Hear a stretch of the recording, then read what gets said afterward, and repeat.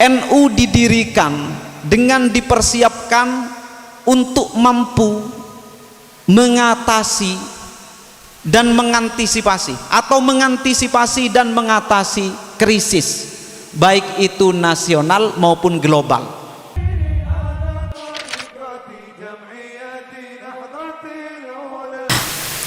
Assalamualaikum warahmatullahi wabarakatuh.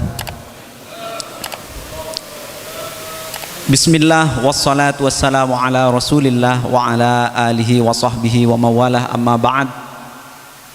Nuhannikum wa iyana bi syarafi hadal yawm wa binurihi bi tabrikat tauliyati munazzamati jam'iyati Nahdlatul Ulama di Kecamatan Gapura, yang mana pada hari ini telah dilantik dengan sempurna. Semoga seluruh yang dilantik mendapatkan barokah dari Jam'iyah Nahdlatul Ulama, bisa diberikan petunjuk dan kekuatan mengikuti jejak para sepuh pendiri Nahdlatul Ulama dan kelak dikumpulkan dengan beliau-beliau semua.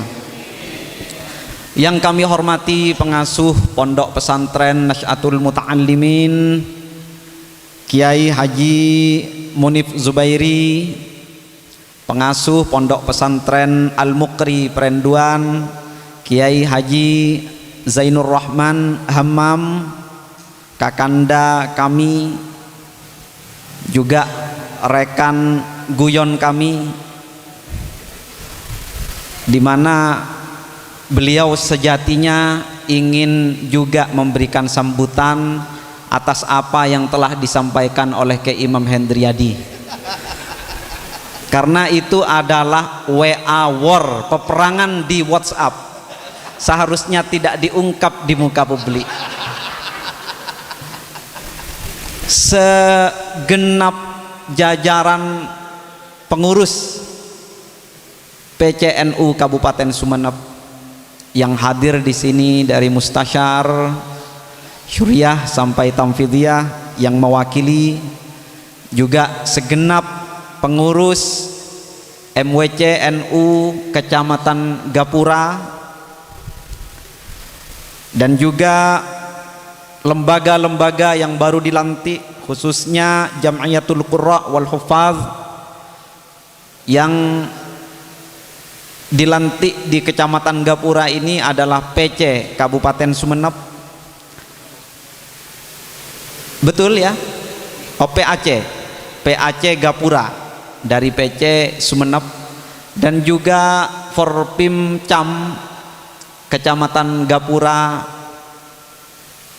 segenap hadirin, dan tak lupa juga rekan-rekan dari PDNU, PD Nahdlatul Ulama.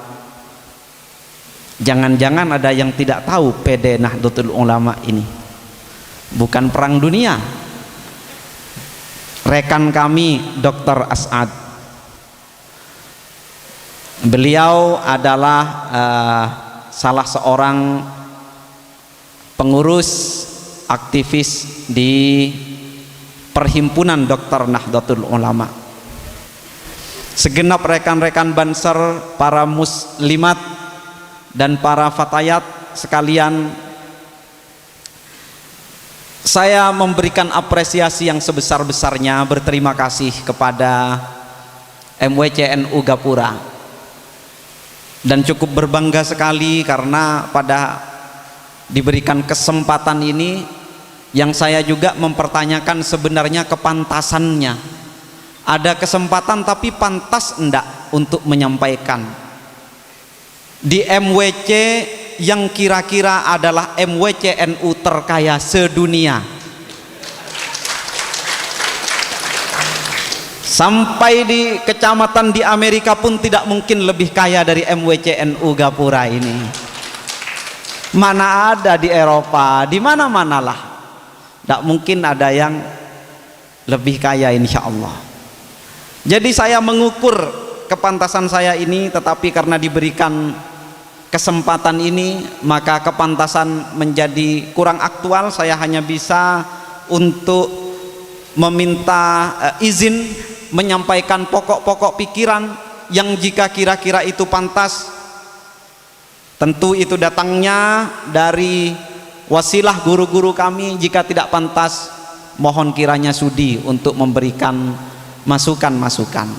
Para hadirin sekalian, apa yang akan saya sampaikan sebenarnya adalah sekedar hawamish, catatan pinggir dari kesejarahan yang matannya tadi sudah terselenggara, disimbolkan melalui perhelatan Harlah NU, khususnya di Kecamatan Gapura ini. Sudah 3 bulan, dan sampai detik ini apa tidak bangga masih bertahan untuk duduk. 3 bulan melakukan acara, sampai sekarang masih bertahan.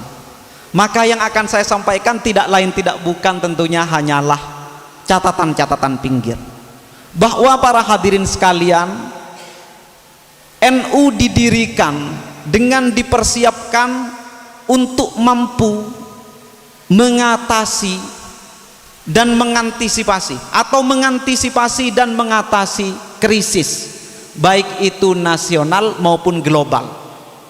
Hadirnya NU itu memang di tengah masalah dan dilahirkan dengan orientasi untuk bisa menyelesaikan masalah nasional dan global. Istilah sederhananya saat itu adalah adanya krisis pasca Perang Dunia Pertama, al-azmah. Maka sebentar lagi setelah azmah yang pertama ini, maka muncullah yang kita sebut dengan Nahdhah al-Ula, an-Nahdhah al-Ula, kebangkitan yang pertama, yang insya Allah di dalam beberapa tahun yang dekat ini kita akan menyambut gelombang yang kedua dari an-Nahdhah ats-tsaniyah bi jam'iyatina Nahdlatul Ulama, di dalam konteks nasional maupun global. Pada fase pertama krisis ini, azmah ini, saya mengistilahkannya dengan dengan azmatut takhtid, atau istilahnya krisis metodologi, krisis desain, krisis konsep. Dunia tunggang langgang dan kacau balau saat itu. Ada 3 ciri dari krisis ini. Maka mari kita sama-sama melongok kira-kira tahun itu, sebelum ada Android dan sebelum ada website, sebelum ada Twitter dan Instagram. Pada awal tahun 1900-an, kita bayangkan ada setidaknya 3 azmah, ada setidaknya 3 krisis. Yang pertama, menggejalanya azmah al-huwiyah, krisis identitas. Ini barangkali bisa disimbolkan dengan saat itu pasca runtuhnya, pasca Perang Dunia ini, imperium-imperium di dunia ini bertumbangan. Perang Dunia pertama itu 1918, kira-kira beberapa saat, 8 tahun atau kira-kira sekian tahun dari lahirnya Nahdlatul Ulama. Perang dunia usai, imperium-imperium penguasa dunia ini ikut runtuh. Prancis dengan jajahannya semua runtuh di Eropa. Termasuk juga yang akhirnya runtuh adalah Turki Utsmani, Khilafah Utsmaniyah. Kondisi umat Islam menjadi semakin carut marut. NU menyiapkan ini. NU akan masuk di fase ini dan menyelesaikan permasalahan zamannya, yang itu menyangkut permasalahan bukan hanya nasional, global. Ciri-ciri krisis identitas ini setelah pasca Perang Dunia ini, negara-negara ini, negara-negara bangsa yang belum lahir ini menjadi berjamuran muncul. Artinya bangkitnya nasionalisme. Jadi pasca perang dunia pertama ini, orang yang bingung semuanya, maka yang mengemuka adalah berdirinya negara-negara bangsa ini.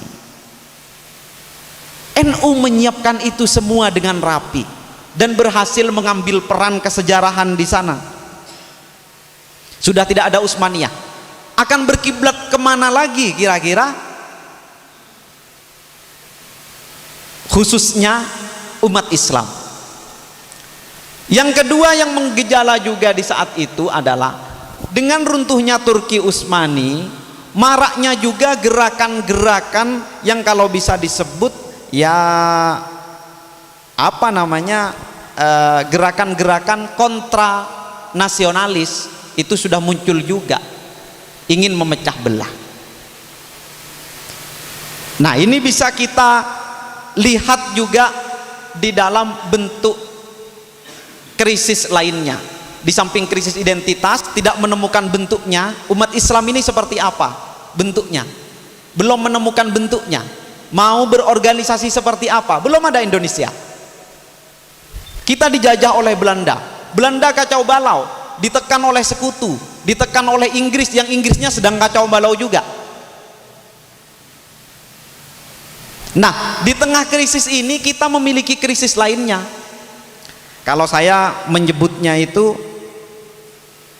azmatul ma'arif, krisis epistemologi, krisis saintifik, krisis ilmiah, krisis keilmuan dan sains.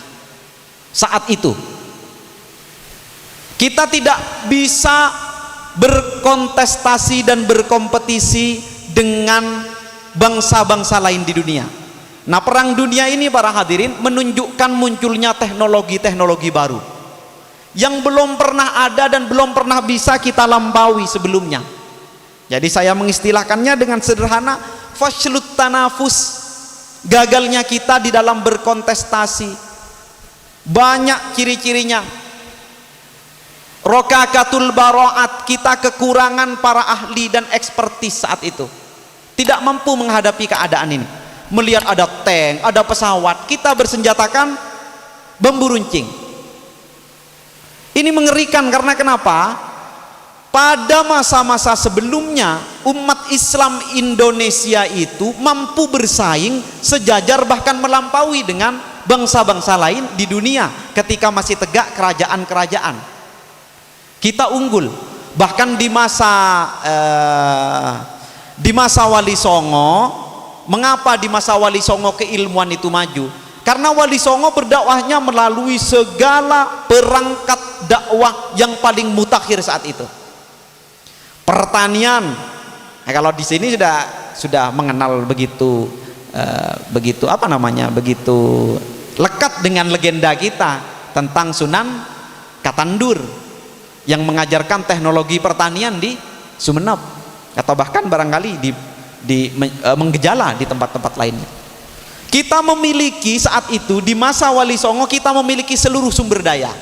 Sunan-sunan itu loh, mereka menjadi bagian dari royal system yang ada di Indonesia, menjadi pucuk-pucuk tokoh-tokoh penting di kerajaan-kerajaan.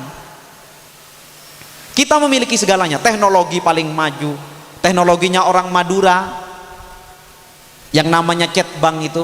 Kalau meriam dari Portugis itu, meriamnya besar ya, tidak bisa dibelokkan, ngisinya dari depan, diisinya dari depan, lari dulu ditembak. Punya orang Madura enggak, sudah isian belakang kecil seperti basoka, isi belakang dor, lebih praktis. Makanya kalang kabut ketika Raden Patah menyerang ke Malaka di sana, itu kan pakai meriam-meriamnya teknologi dari bangsa Madura ini saat itu. Kalang kabut, tidak menang memang karena kenapa? Di Malaka. Tapi ketika dari Malaka Portugis masuk ke Jawa, habis, nggak ada sisanya. Sampai sekarang nggak pernah kita mendengar Portugis lagi kecuali Cristiano Ronaldo. Nggak ada lagi sudah. Sejak itu tahun 1500 diusir begitu. Karena kenapa? Coba-coba masuk ke Jakarta, coba ndak ke sana. Sudahlah, sudah menang dengan Raden Patah, diam saja di Malaka atau pergi langsung. Ini canggih sekali saat itu sudah. Teknologi kita punya semuanya, kebudayaan dan seni. Bayangkan kita punya seni gamelan tahun 1500, belum ada Amerika saat itu. 1500. Musik kita itu paling luhung. Ada Sunan Bonang, Sunan Derajat, wayang, ini bioskopnya itu ya. Yang kalau Anda sombong, Anda merasa punya Lailatul Ijtima tiap malam, di bioskop itu 400 orang, satu studio. Kalikan berapa studio satu bioskop, kalikan berapa ratus bioskop di seluruh Indonesia, kalikan berapa ratus malam, berapa puluh juta penonton.